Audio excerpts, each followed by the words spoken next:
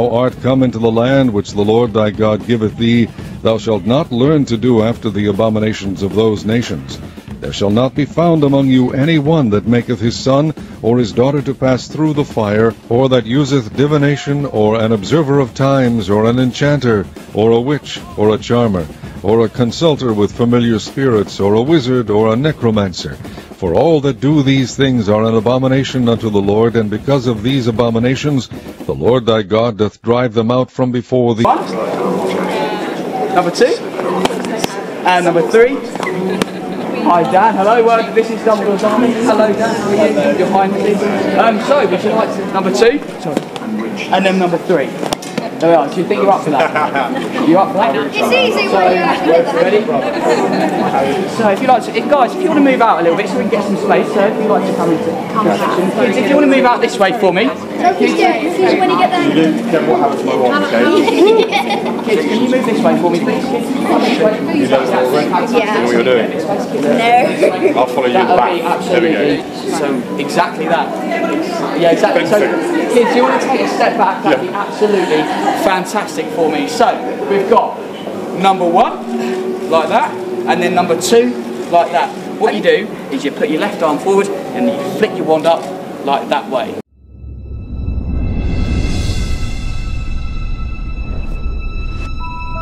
Bring spells to life like never before with the all-new Harry Potter Magic Caster Wand. Connect your world through your smart devices and unleash everyday magic. Lumos Maxima.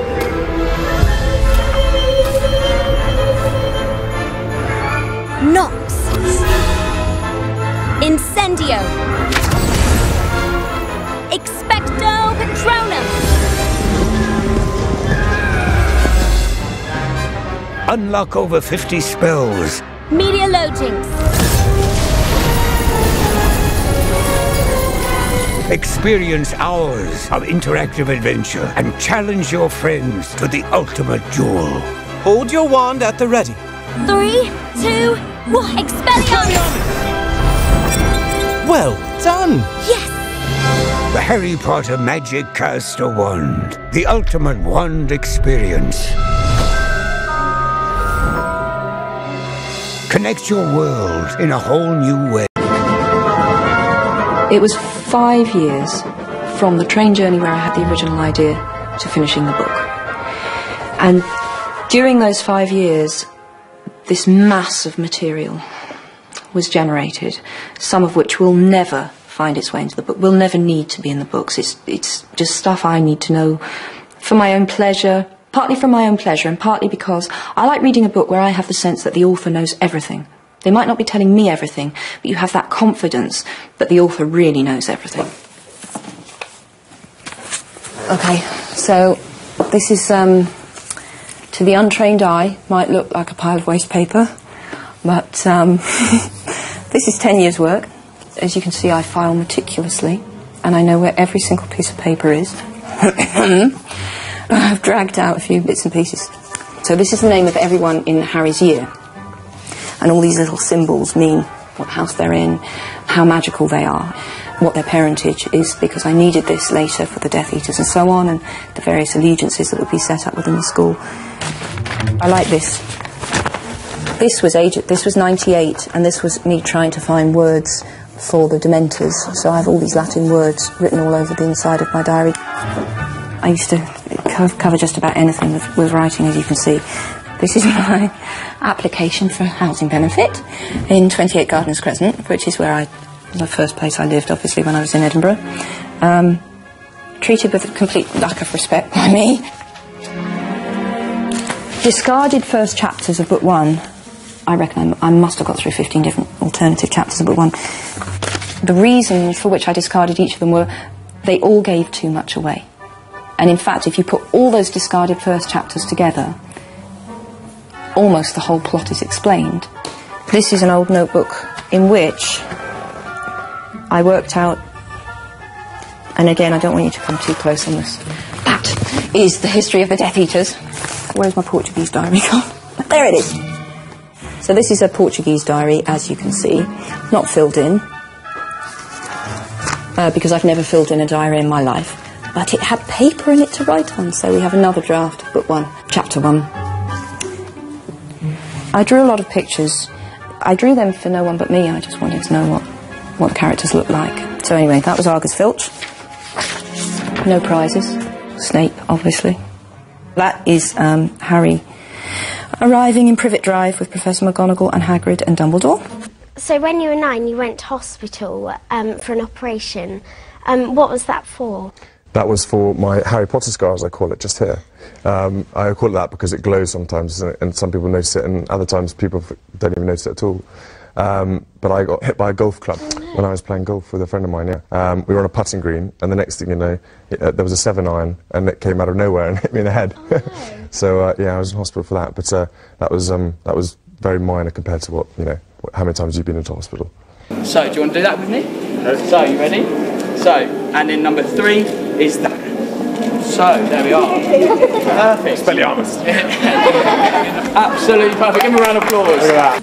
That was a Gringotts cart. Mirror of Erised. That's the Weasleys. Professor Sprout. I like this one. I thought I'd lost this picture, actually, because I was going to show it to Chris Columbus. And true to form, I only found it when it was no use, and they'd already filmed that bit anyway. But this is how the entrance to Diagon Alley works in my imagination.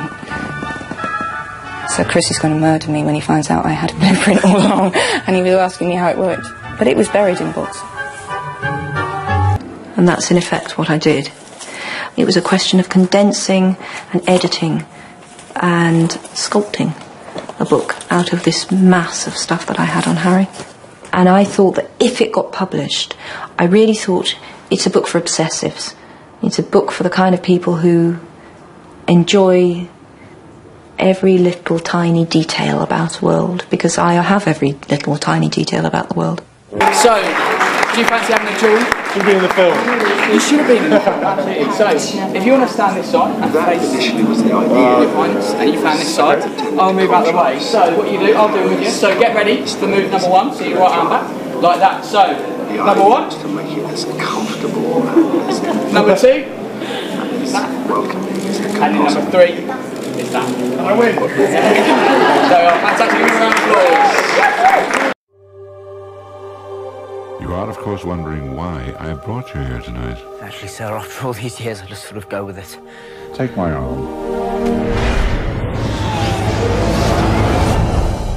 Harry, I'd like you to meet Professor Horace Slughorn. What you see before you is a curious little potion. It does cause powerful infatuation or obsession. I'm in love with her. All right, fine, you're in love with her. Have you ever actually met her? No. Can you introduce me? This year, the past holds a dark secret. What you are looking at are memories. This is the most important memory I've collected. Now get out of here at once! It is also a lie. And only he... You're the chosen one, Harry. ...can unlock the truth. She's only interested in you because she thinks you're the chosen one. But I am the chosen one. Okay, sorry. Kidding. From Warner Brothers Pictures. Without this memory, we leave the fate of our world to chance. You must not fail. You need us, Harry. Fight back, you coward!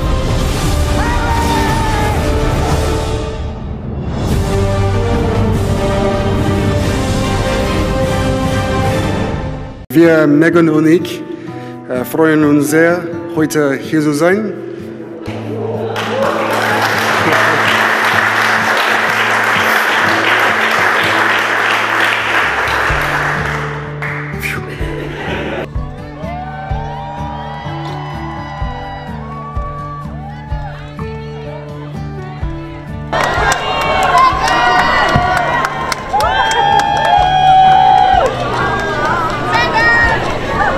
Far too often, service members and veterans pay a significant price for our collective security in wounds, visible and invisible, and also with their lives. The bravery, strength, and selflessness exhibited by them and their families is extraordinary.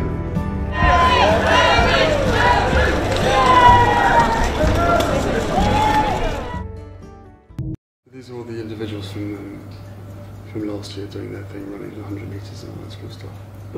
And the American man here was incredibly fast. He was incredibly fast. It was quite close, isn't it? Message? Oh, from Michelle. How very amusing. So would you like to watch it together? Yes. Let's have a look. Hey, Prince Harry. Remember when you told us to bring it at the Invictus Games? Careful what you wish for. Boom. Oh, really? Please. Boom. It's the historic moment everyone's buzzing about. Melania Trump meeting Prince Harry for the first time. And Inside Edition was right there. Melania wore a smart checkered pantsuit for her first official solo trip as First Lady. It's the brand, gentlemen. This is the legacy handed down to us by Sir. Our orders are to burn all the books and gather up supplies. If you come across any refugees, you will bring them forward.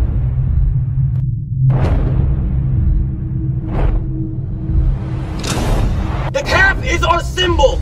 Each man will wear it with pride! How would you say if everything that you knew was a lie?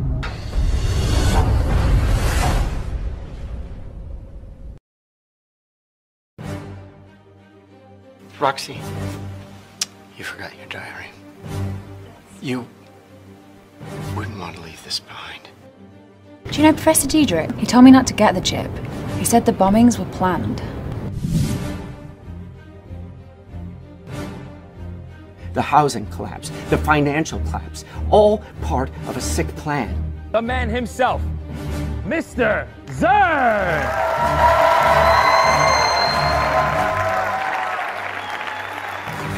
Roxy, almost everything in your diary has a prophecy. By his own will, can a man rule the world? Yes, sir! Yes, sir!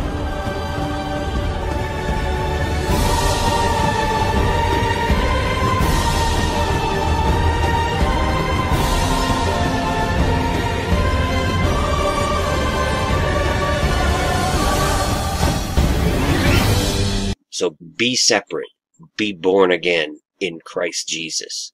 If I were the devil, if I were the prince of darkness, I'd want to engulf the whole world in darkness, and I'd have 1/3 of its real estate and 4/5 of its population, but I wouldn't be happy until I had seized the ripest apple on the tree, thee. So I'd set about, however necessary, to take over the United States. I'd subvert the churches first. I'd begin with a campaign of whispers. With the wisdom of a serpent, I would whisper to you as I whispered to Eve, do as you please. To the young, I would whisper that the Bible is a myth. I would convince them that man created God instead of the other way around. I would confide that what's bad is good and what's good is square. And the old I would teach to pray after me, Our Father, which art in Washington. And then I'd get organized. I'd educate authors in how to make lurid literature exciting so that anything else would appear dull and uninteresting. I'd threaten TV with dirtier movies and vice versa. I'd peddle narcotics to whom I could. I'd sell alcohol to ladies and gentlemen of distinction. I'd tranquilize the rest with pills. If I were the devil, I'd soon have families at war with themselves, churches at war with themselves, and nations at war with themselves, until each in its turn was consumed. And with promises of higher ratings, I'd have mesmerizing media fanning the flames. If I were the devil, I would encourage schools to refine young intellects, but neglect to discipline emotions, just let those run wild. Until before you knew it, you'd have to have drug-sniffing dogs and metal detectors at every schoolhouse door. Within a decade, I'd have prisons overflowing. I'd have judges promoting pornography. Soon I could evict God from the courthouse, then from the schoolhouse, and then from the houses of Congress. And in his own churches I would substitute psychology for religion and deify science. I would lure priests and pastors into misusing boys and girls and church money. If I were the devil, I'd make the symbol of Easter an egg and the symbol of Christmas a bottle. If I were the devil, I'd take from those who have and give to those who wanted until I had killed the incentive of the ambitious. And what'll you bet? I couldn't get whole states to promote gambling as the way to get rich. I would caution against extremes in hard work, in patriotism, in moral conduct. I would convince the young that marriage is old-fashioned, that swinging is more fun, that what you see on TV is the way to be. And thus I could undress you in public, and I could lure you into bed with diseases for which there is no cure. In other words, if I were the devil, I'd just keep right on doing what he's doing. Finally, my brethren, be strong in the Lord, and in the power of his might. Put on the whole armor of God, that ye may be able to stand against the wiles of the devil.